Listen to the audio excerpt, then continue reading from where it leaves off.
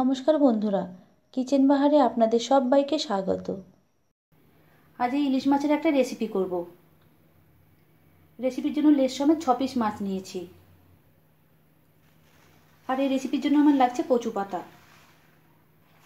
এখানে আমি কয়েকটা কচু পাতা নিয়েছি। আর কচু পাতাগুলো পরিষ্কার জলে ধুয়ে নিয়েছি। আর এই কচু পাতাগুলো কিন্তু মানকচুর পাতা নয়, এগুলো দুধ কচুর পাতা। মানকচুর পাতা ছাড়া যে কোনো কচুর পাতা দিয়ে আপনারা এটা করতে পারেন, তবে চেষ্টা করবেন দুধ কচুর পাতাটাই নিতে, এতে খেতে ভালো হবে। মিক্সিং জারে একটা মশলা করে নেব। একটা বাটিতে 1 টেবিল চামচ সাদা সর্ষে, 1 টেবিল চামচ কালো সর্ষে আর 2 টেবিল চামচ পরিমাণ পোস্ত ভিজিয়ে রেখেছিলাম উষ্ণ গরম জলে। এবার এটা মিক্সিং জারের মধ্যে নিয়ে নিলাম। কাঁচা পাকা মিলিয়ে 7-8টা দিলাম লঙ্কা। এবার এটা মিহি করে বেটে নেব। সর্ষে পোস্ত কাঁচা লঙ্কাটা মিহি করে বেটে নিয়েছি। সর্ষে পোস্তর অর্ধেকটা পরিমাণ মাছের মধ্যে দিয়ে দিচ্ছি।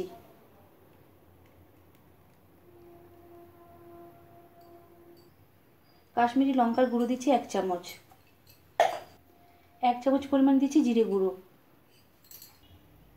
হলুদ গুঁড়ো দিচ্ছি 1 চামচ। স্বাদ মতো দিলাম নুন। 4 টেবিল চামচ পরিমাণ দিচ্ছি সর্ষের তেল।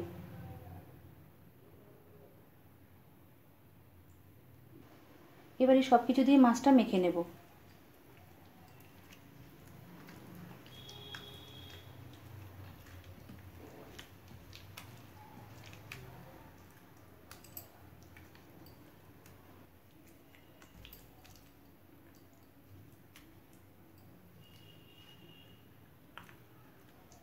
মাছটা খুব ভালোভাবে মেখে নিয়েছি।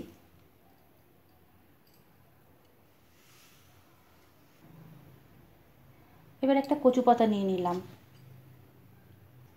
এবার এর মধ্যে একটা মাছের টুকরো দিয়ে দেব।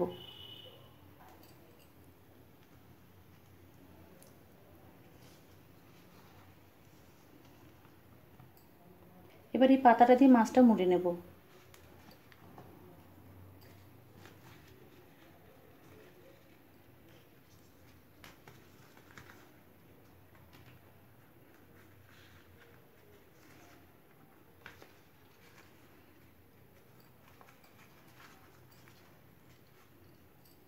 ঠিক এরকমভাবে মুড়ে নিতে হবে।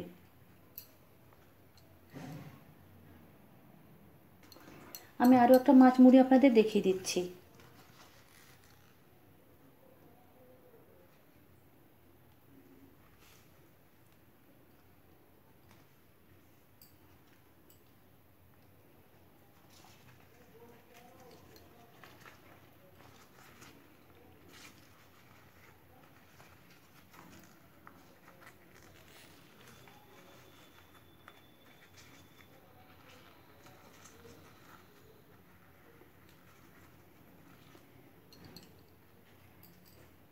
দেখুন পুরো মাছটা আমি মুড়ে নিয়েছি। এখানে সুতো দিয়ে বাঁধার কোনো দরকার নেই।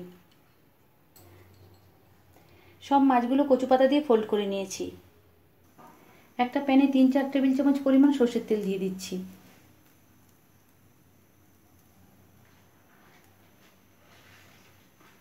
তেলটা একটু স্প্রেড করে নিলাম। এবার 1 চামচ পরিমাণ দিচ্ছি কালো জিরে।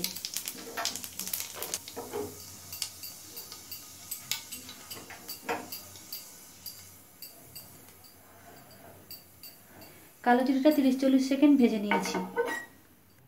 এবার কচু পাতায় মোড়া মাছগুলো দিয়ে দেব।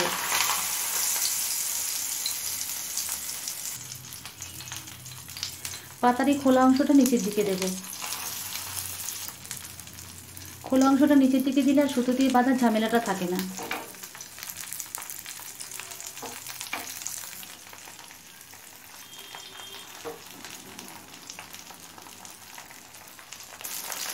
এবার ঢাকা দিয়ে একদম লো ফ্লেমে কিছুক্ষণ রান্না হতে দেব।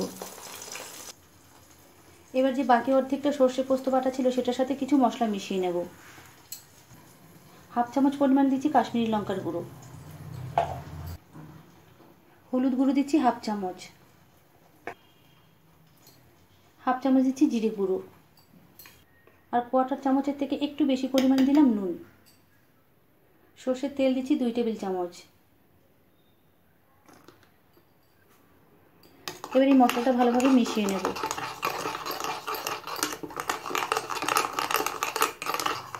আমি মিক্সিং জারের মধ্যেই মশলাটা মিশিয়ে নিলাম, আপনারা অন্য বাটিতে ঢেলেও মশলাটা মিশিয়ে নিতে পারেন।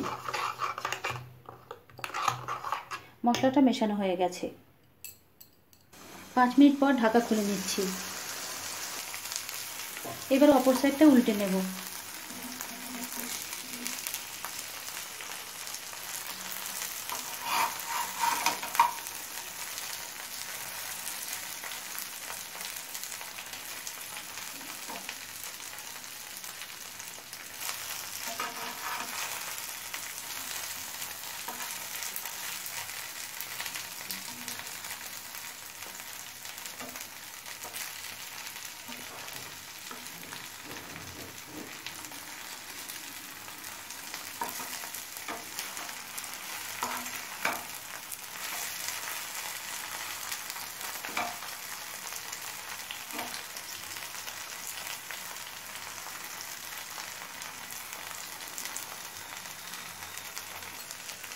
সবকটা মাছের অপর সাইডটা উল্টে নিয়েছি।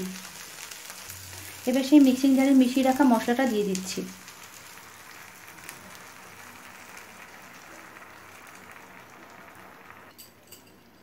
মিক্সির জারটা দিয়ে অল্প পরিমাণে একটু জল দিয়ে দিলাম।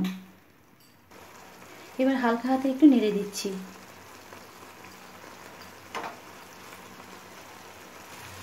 খুব জোরে জোরে কিন্তু নাড়লে হবে না, তাহলে পাতা ছিঁড়ে মাছ বেরিয়ে আসবে।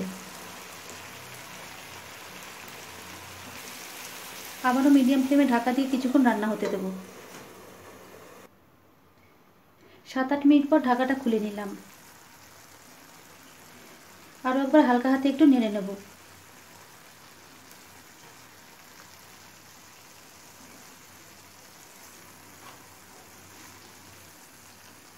কলা পাতায় পাতুরি, কচু পাতায় পাতুরি অনেক কিছুই তো খাওয়া হয়েছে, তবে এইভাবে যদি একবার ইলিশ মাছ খেয়ে দেখেন তাহলে এর স্বাদ কখনোই ভুলতে পারবেন না।